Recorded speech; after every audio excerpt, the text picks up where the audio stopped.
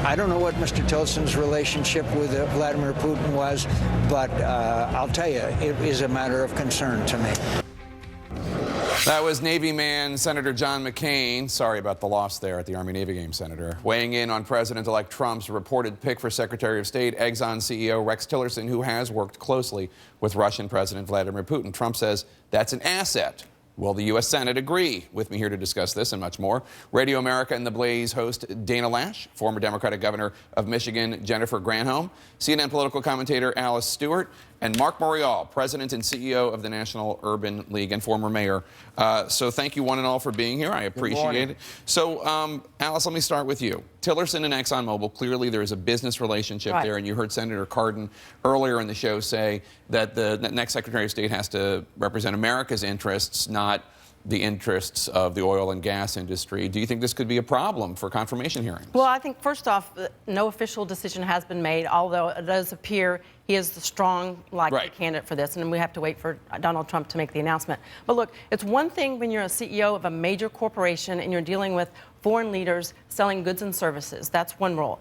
As opposed to, as Secretary of State, dealing with foreign leaders when you're representing America's best interests. They're two completely different hats, two different responsibilities, and I trust that he will be able to wear the right hat as Secretary of State. And he's proven to be a strong leader for his company, and I truly believe he would be a strong leader for America. But you know what, Jake? I mean, as we say, personnel is policy, and when somebody has spent 30 years of their life advocating for an oil company, and advocating for increasing profits for that oil company, which is perfectly fine. Donald Trump is not with him in all of the thousands of small decisions that any leader who's appointed to the cabinet has to make on a daily basis. Those small decisions are what bend the arc of policy. So having somebody like Rex Tillerson, who's billions of dollars of investment in Russia, who's got 10 joint ventures as Exxon CEO, with Russian state-owned companies, who has been a clear ally of Putin. This is a gift, really, to Vladimir Putin. I think, Jake, the important thing is there's got to be a full, complete, thorough confirmation process. And I think what comes into play is transparency around Exxon's dealings, not only in Russia, but all over the world. Right. The public has a right to know what entanglements are involved with the secretary-designee, or the putative secretary-designee. Dana, some of the strongest voices voicing concern about Tillerson are coming from Senate Republicans. Senator Lindsey Graham told the Washington Post, "I don't know the man much at all, but let's put it this way. If you received an award from the Kremlin, Order of Friendship, then we're going to have some talking."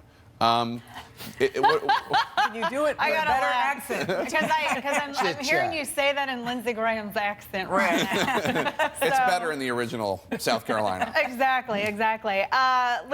Criticisms of Lindsey Graham aside, look, the confirmation hearings are going to be tough. Is he going to make it through? I don't know. And it's true. It's not an official decision yet.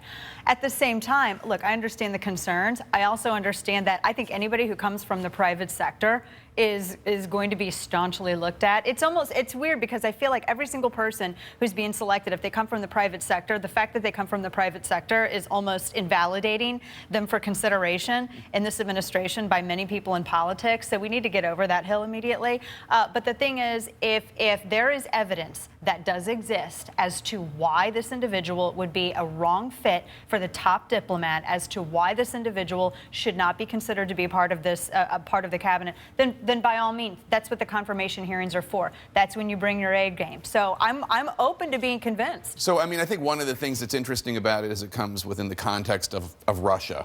Looming large, Nosferatu style behind the U.S. election. And former Congressman Joe Walsh, Republican of Illinois, tweeted about the Russian hacking, Russian meddling, quote, "I'm a Trump supporter, but if Russia messed with our election to help Hillary lose, I'd be pissed and I'd demand something be done about it." Do you think, obviously, there's no evidence that what Russia did changed the outcome of the election, right? True. But do you think that the tone from people like the president-elect is right? Because there are a lot of people like Congressman Walsh who support Donald Trump, but also don't like the idea of Putin getting involved in this. Well, first and foremost, it's important to notice there's no credible information out there or evidence to say that this is the Russian government that's responsible for these hacks.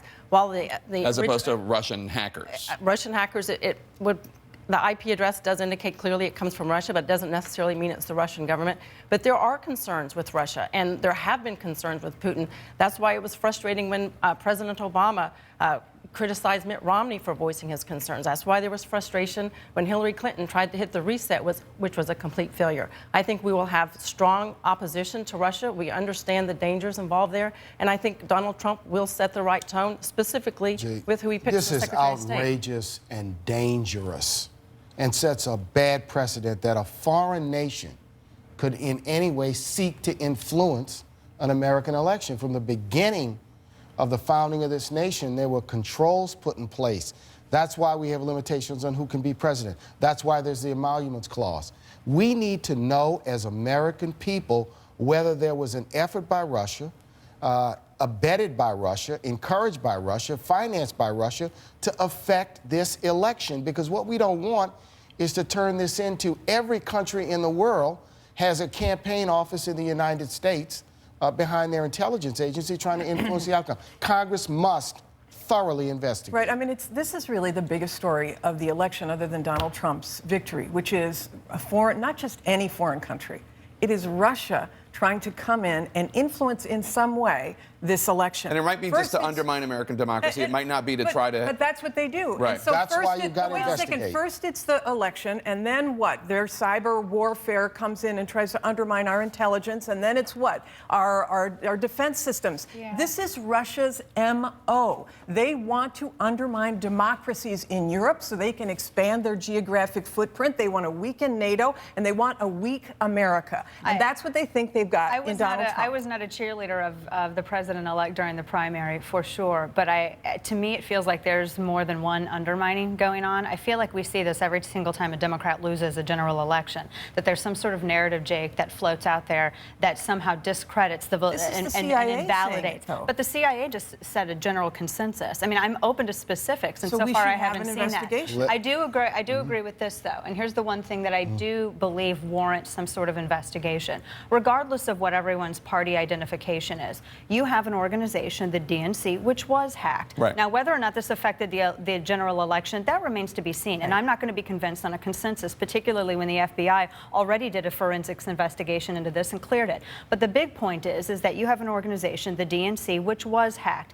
Regardless our party politics, we should be able to say, you in the United States are free to have an organization where you're able to practice your politics and you're able to have your free speech without it being hacked by a foreign entity. On that particular point, I am open to an investigation. But to me, it's invalid to say that this just rocked the whole entire general election. Let's take a quick break. Don't go anywhere. We'll come right back.